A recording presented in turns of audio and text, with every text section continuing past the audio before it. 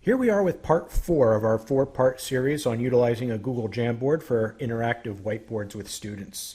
In part 1, we talked about finding the application and installing it.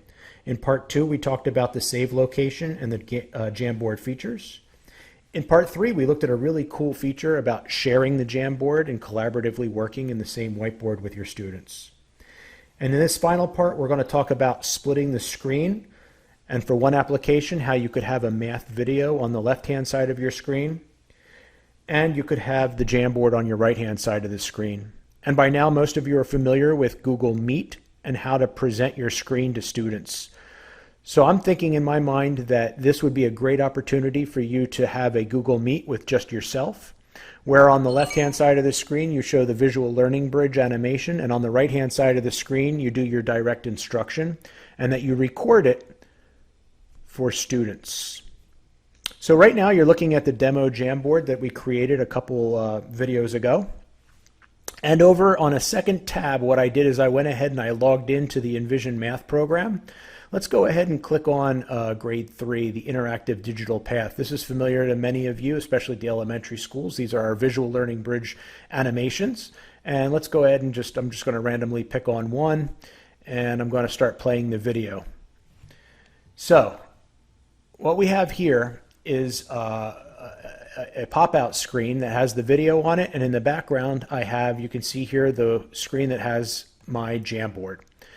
So what I can do is I can click on any empty spot of the top toolbar here, and if I click and I drag it over to the side of my screen, if you look carefully, you can see a silhouette of the screen taking up half of my screen. Do you see that?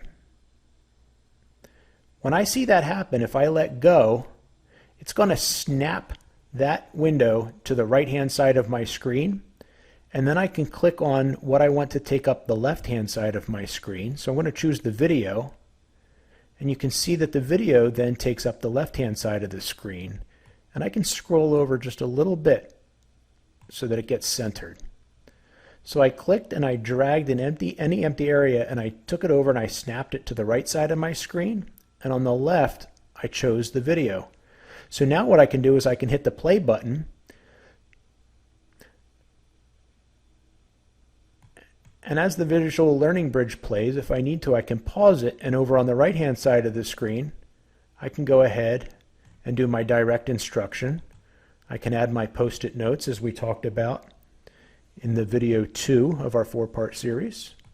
And I can do my instruction over here, or I could even bring up, remember we talked about embedding an image. I could bring up the work mat or an image of a practice page, and I can actually demonstrate it over on the right-hand side and come back over and play the video,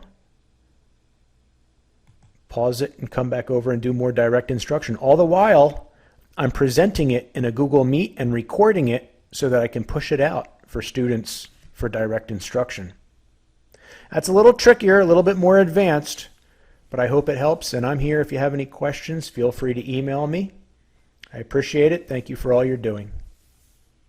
That ends our 4-part series on Google Jamboard.